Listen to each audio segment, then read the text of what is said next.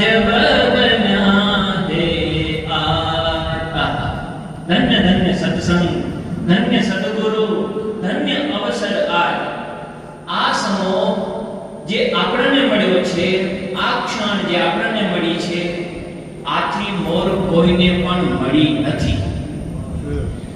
કાલે સાંજે પણ એક દોહરો આપણે દુહાના રૂપમાં લલકાર્યો તો, इरादे रोज करते हैं मगर वो टूट जाते हैं, इरादे रोज करते हैं मगर वो टूट जाते हैं, लेकिन वही छपैया आते हैं जिन्हें बाल घनश्याम